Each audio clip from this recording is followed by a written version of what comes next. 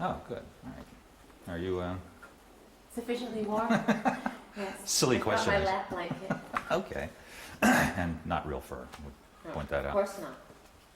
This album is a very subtle record. I mean, it's the interweaving of voices. It's almost pointillistic, and I think people wonder sometimes because you collaborate with people, what exactly is your input into all this? Do you show up with melodies, with lyrics? It's different every time. I have, I keep a journal and I write in it constantly anyways, or if I'm reading something and I feel inspired, I'll jot down something, or a phrase comes to my mind and I write it down, and then I'll go in and I'll hear music and I'll elaborate on what I've written, or I'll take a poem I've written and kind of change the meter of it to fit the music. Or sometimes music I'll have nothing in my head and I'll go in and I'll hear music and then it'll just come to me. I mean, do you sit around and doodle on instruments or tape things? No, I don't play any instruments. I always work with songwriter producers that can play instruments. And, I thought you played piano or something a little bit. very primitively. Yeah. I mean, I can, basic chord progressions, but I hear melodies in my head, so I usually rely on them to pound it on the keyboard. That's how I work with Babyface anyway. Yeah. How did you come to be involved with Babyface and Dallas and all these people? Did you have them in mind from the beginning, or were you going around trying people out? I pretty much had a wish list of people that I really admired or had, sort of had my eye on working with for some time. And Babyface and Dallas, Austin, and Nellie Hooper were at the top of that list. And then I ended up working with Dave Paul because he was a friend of a friend and kept saying, you've got to work with this guy. I didn't really know him at all. Yeah. And, there were a few other people that were recommended, but songwriting is like, collaborating with anybody, it's very intimate and it's hard. Sometimes it doesn't work with people. You get in a room and you don't feel comfortable. So I went through a few of those and discarded a few people along the line. Yeah, kicked them right out. Had you done stuff with Shep Pettibone? I heard he was a little upset about not being involved in all this. Well, we have a very long-standing collaboration. I've been working with Shep for years, and I just wanted a different mood. I mean, I think Shep is a very talented songwriter and producer, and I felt like I was staying in one place. You know what I mean? And I wanted to. I sort of had my heart set in doing something with much more of an R&B feel to it anyway. So. I just felt like I needed to go somewhere else and experiment and try some other songwriters out. It was, nothing personal, and I'm sure I'm going to work with him again in the future. I mean, I've worked with Pat Leonard for years, and then I didn't work with him for a while, and then I went back and, worked with him on I'll Remember This song from With Honor soundtrack. So, I mean, it's good to work with other people. Sure. Do you think Erotica got the hearing it deserved? Absolutely not. Are you kidding me? Because I think in retrospect, a lot of people look back and say, it's a really good record. Yeah. I know, I've heard that.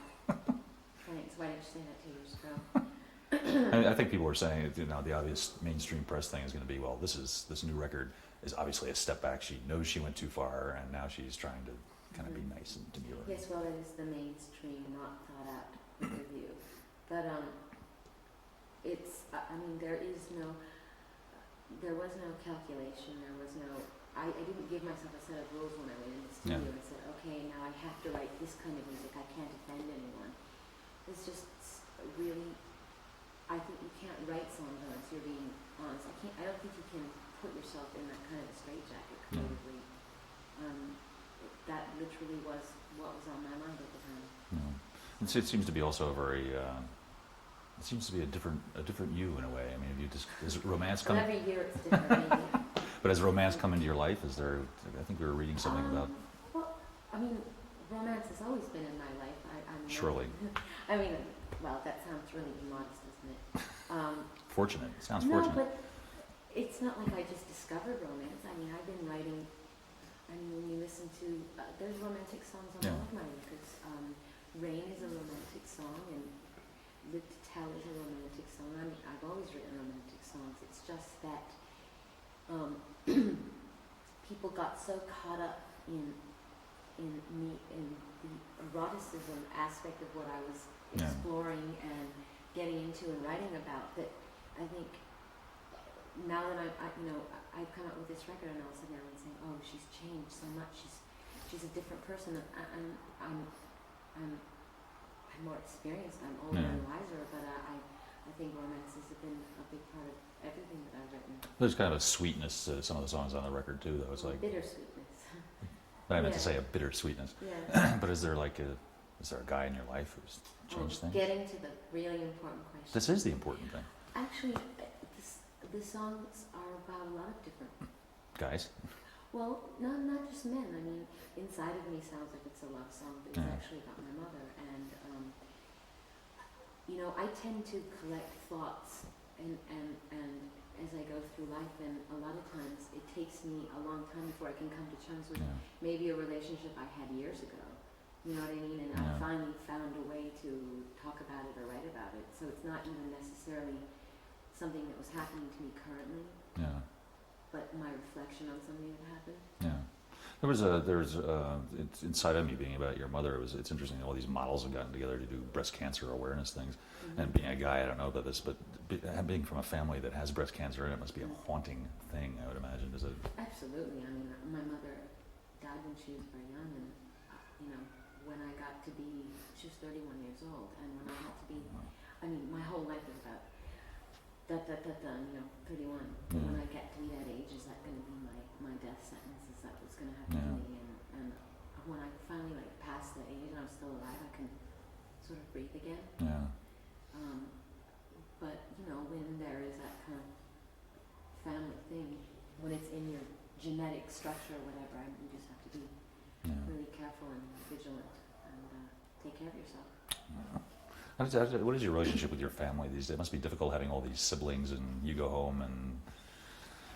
What happens when Donna goes home? Still, fight over food and, where we're going to sit at the dinner table. I mean, it's hysterical. And I still go home and get assigned chores, like you're doing the dishes and you're doing the laundry. I'm like, wait a minute, haven't I passed all of this? No, I'm not. It's the same as it always, in my opinion, it's the same as it always was. My father doesn't treat me different than the rest of my brothers and sisters. Yeah. So. What was going on with Martin? I mean, we've been following his tale. He was in jail, out of jail, then he wanted to go back in jail. And he's out of jail right now. now. Good. I'm not sure where he is, but if you hear from him, let me know. I doubt if we will, but... Yes. Who knows? He may show up, on Geraldo Rivera's show or something. Are you close? In a distant way. I know that sounds strange. I mean, my brother's like the prodigal son. Yeah. I love him dearly. Just we obviously live very different lives. Yeah. Well, he's in jail sometimes, and you're not. Well, I've never been in jail, but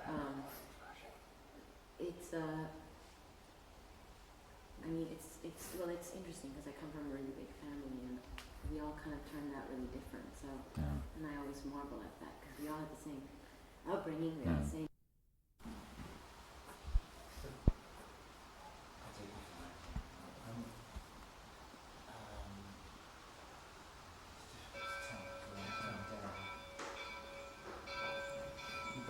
Oh, okay.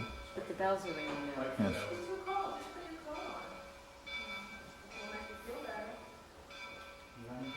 Yes. But will it make me look better? That's the question. A little pain adds something to the... You going? I got some running. You're running, okay. Yep. That'll be finished in a minute. It's lunchtime and I'm not eating. Come on. Okay, there it was. So we completed that. You were talking about it, but your take on religion. Re-embracing. Yeah.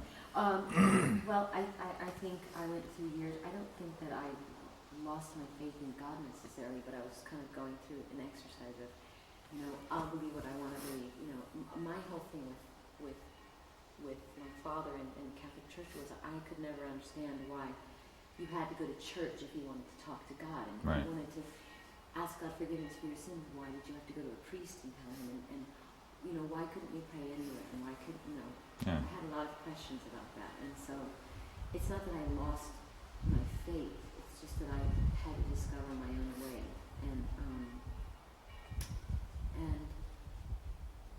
so, and then my own way of dealing with Catholicism and a sort of a Western way of thinking, Christianity, and then learning about Buddhism and Hinduism and more Eastern ways of thinking. So you're lighting candles, you're lighting incense, you're... Well, some of it is got to do with my beliefs, and some of it has to do with ritual. I mean, I like rituals. I like the idea of lighting candles and lighting incense and taking a moment to meditate, pray, think about things. It's, so. You're so in control of, I don't want to say the word control freak, but you're so in control of what you do. It's interesting that you give your stuff over to like Junior Vasquez to remix it. I mean, this must be a great sense of trust you have in this guy. I have a huge sense of, well, I've known Junior for years, and I've worked with him in the studio. He's done a lot of remixes for me, and as a person, he's a good person. Yeah. I adore him, and I feel safe. I know that. It's amazing. You just send this stuff over and say, do what you will. Yeah, but I wouldn't do that with everybody. No. And I feel like a lot of people want to take, footage of stuff that, and I mean, it's like, it's a part of me. It's hard for me to let it go to someone I don't know, I don't trust, I don't know who they are. But I certainly do with him. And it came out well. I mean, those he's are a great remix. Will he be doing more? Yeah, he's going to do a bedtime story remix, and I know he's going to do a fierce job with it. So, fierce. How did your connection with Björk come up? Where did this song come from? That came from working with Nelly. Nelly did her album, and actually one of the reasons I was dying to work with Nelly Hooper was because of Björk's album. I thought it was amazing. And so we got hooked up somehow. We started talking on the phone, and I told him how much I loved Björk, and he said, "Oh, that's funny because she loves you too. And she's always talking about you when we were working on the album." And saying, "Do you think Madonna would like this?" And I said, "Oh, that's so weird." So he said, "You guys should write a song together. You really like each other." And the problem is we couldn't coordinate our schedules. She was off on the road when I was in the studio. So she came through town one day in London, and I was working with Babyface in LA, and they just got together really quick one day and came up with a track. And then he sent it to me and said, "Do you like this idea? Because if you do, you like even one phrase of it or something, when I come out to work with you, we can work on it." And we did. I mean, it sounds very different than the song that was originally given me, but I think it's good. It's interesting you like Björk because does Maverick reflect your taste a lot? I mean, are you the chief A&R person there? Or? No, of course not. I mean, I wondered if your taste sort of hovered over everything that goes on. Well, let's just say that I couldn't sign a group that I hated, but it's not necessarily all my taste in music. So, but I mean, girls got to make a living. That's true. And it's doing well so far. Yeah. Did the critics seem to have backed off on this record? Is that a good sign? I mean, they seem to like it, and they like you. Publicly flogged. Yeah. Isn't that sweet? Yes. Well, I guess it's because I'm not being a bad girl right now. Yes. Well, I think people are really, maybe for the first time in a long time, really just concentrating on the music. Yeah. And maybe if they were able to concentrate on the music of my last album, they would have enjoyed it more. Yeah. Yeah. What is this Janet Jackson thing? She came in and vibe and Dissed me. What is that all about? You know what? I don't know. I read it myself, and I'm like, okay, that sounds ominous. What did I do? I've never met the woman. I don't know anyone she knows. I'm mystified. Maybe she'll tell me one day. That's really bizarre. Rather transparent, wouldn't you say? What have you made of Rhonda since you've been here? This is a deeply Catholic region of the country. This is a deeply beautiful, beautiful, beautiful city. Cold. It's cold right now, yes, as you can see. I have your fake fur on. Yes, my fake fur. But it's one of the oldest cities in the world. Yeah. And there's no McDonald's, there's no 7-Eleven. Yeah. And I'm just enjoying that.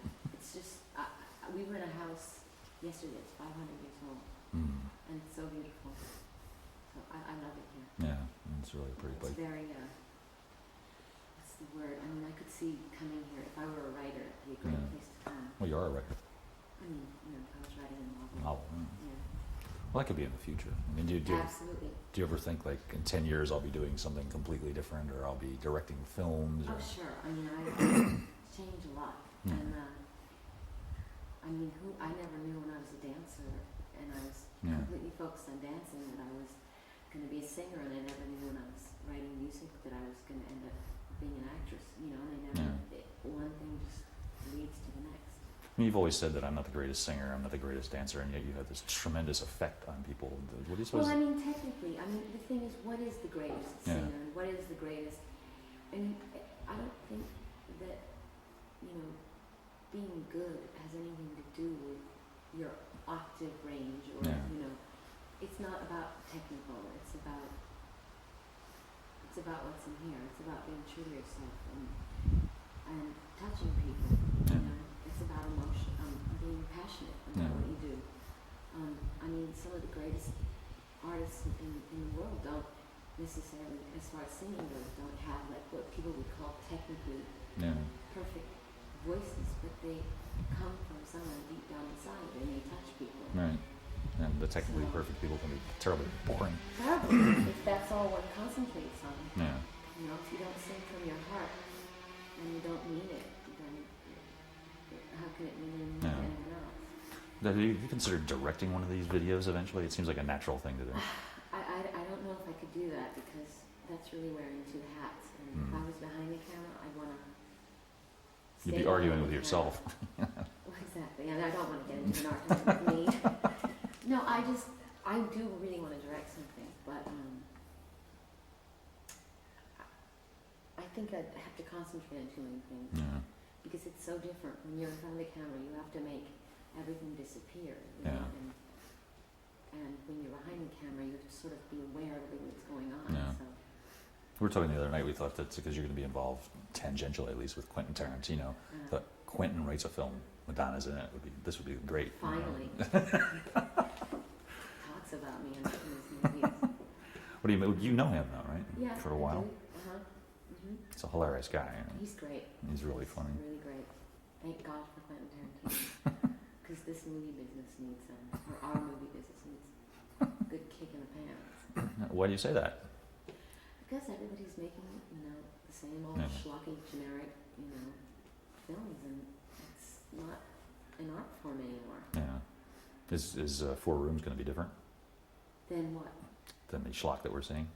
Oh, it's, yeah, definitely. I mean, I think all the people involved, Alice Nanders and Yeah. the other two directors, I think they're artists.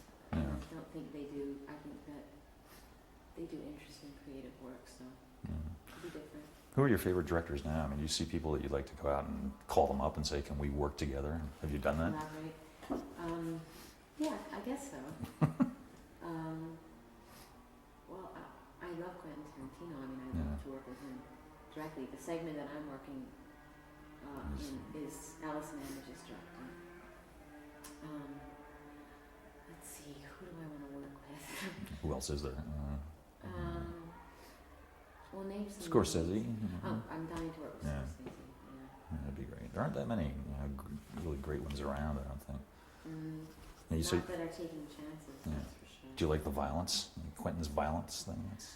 You know, I don't think it would be ignorant for me to say I like the violence. What I like about him, I like his sense of irony. Yeah. And his sense of wit, and what he's almost doing, in my opinion, is a parody of our own obsession with violence. You know what I mean? Right. So, and I love Natural Born Killers. I thought Really? that was genius. Did you? Absolutely. I hated that movie. Did you? I related to it because I am so bewildered, mesmerized, interested, and plugged into the power that the media has, and how the public is so controlled by it and sucked up into it, and you know, and how easily led people are, and how people could make the vilest human being into a hero and make the greatest person in the world into an enemy. You know what I mean? Yeah. I'm really fascinated by that. And, Serial killer trading cards, stuff like that. Yeah, and you know, the cult of celebrity, and I think that's what that movie was about. Yeah. So, Although when they had like too much TV going across their bodies, I just thought that was too much. yeah, well, to me it was almost like I felt like someone. You know how annoying it is when you sit in front of a TV and someone keeps pressing the remote and changing the damn channel. Well, that would usually be me. Guys do that. Yeah, well, anyway, that's what it was like watching a movie, and it was like the world of, like, the assault of TV on your senses, you know? And I think that's what he meant to do. Yeah. Well, you're obviously involved very closely with the cult of personality. I mean, do you ever wish you could escape from it and just be able to go for a walk or something? Yeah, absolutely. I mean, what do you do? Are there disguises? Are there funny hats? No, because funny hats attract attention too. That's true. I mean, the problem is, for me to get into an elaborate disguise, I'll come out of my hotel looking like a drag queen or or a bag lady. You know what I mean? So I'll end up attracting attention to myself. Yeah. So basically, it's just being as anonymous as possible. You know, putting a baseball cap on and Yeah. sunglasses and looking down a lot and dressing like I shop at the Gap. Yeah. You know, or leaving really early in the morning and Yeah. nobody's around. And it's easier, I suppose, in New York or someplace where people don't give you that much trouble. I do get hassled a bit in New York, I have to say, but it's actually easiest in Miami or Los Yeah. Angeles. I mean, in Los Angeles, everybody could care less, and Yeah. because, you know, every time you turn the corner, there's a celebrity there. So, Yeah. and Miami's just not really in the entertainment Yeah. world. So. When did you become attracted to Miami? Miami thing? Yeah. When I was doing pictures for my sex film. Yeah. What is it? Is it the sort of Hispanic atmosphere? Or the It's everything. There's a lot of culture down there. There's a lot Yeah. of mostly Hispanic, mostly Latin culture. There's a lot of art and music. I mean, there's a lot of Cubans there, and Cubans have a lot of heart and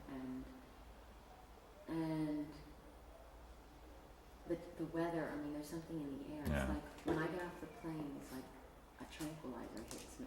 You know, something very heavy and sensual about the weather there. It's very relaxing, So very calming. is that like home now, Miami? It's sanctuary. You know, Yeah.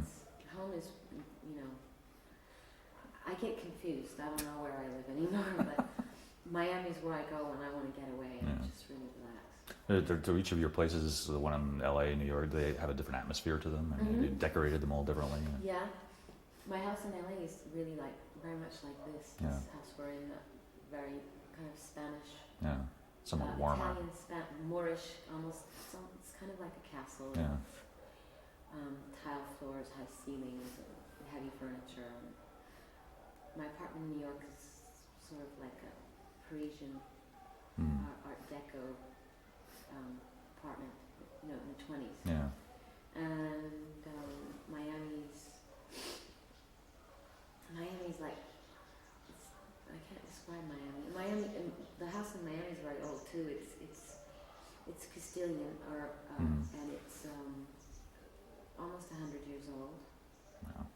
It's a little bit similar to this, but simpler, cleaner, and Yeah. it's like a beach house. Do you decorate these places yourself, or do you have someone who goes out and... No, with my unbelievably talented brother.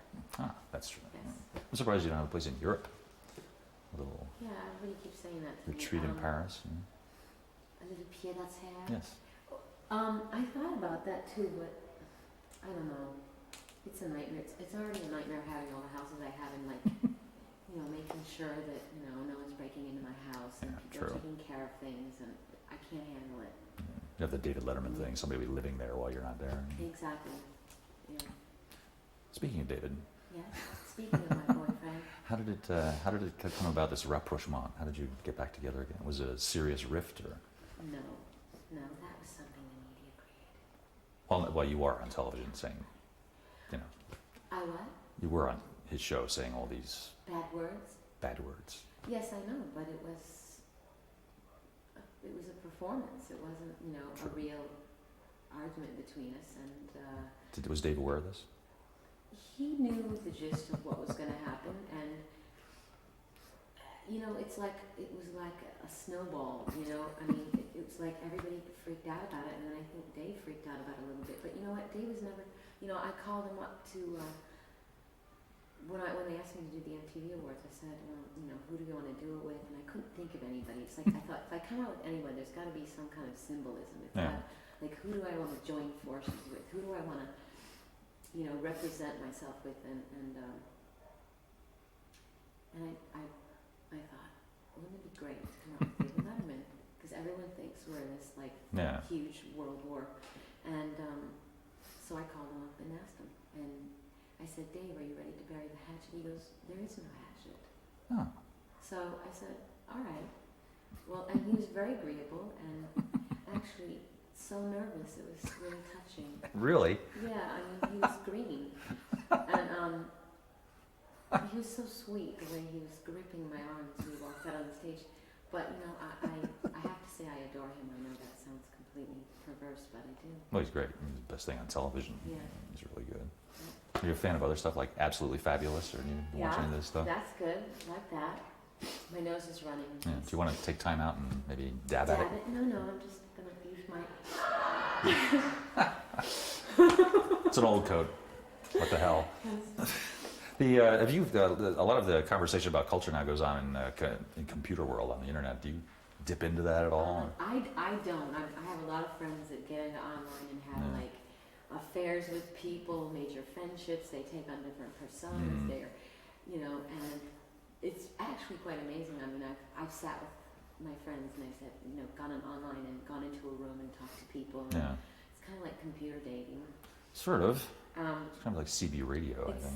It's interesting. I mean, I'm fascinated by it for a minute, but I couldn't imagine. Yeah. I like contact. I like eyes. You know, I like humanity.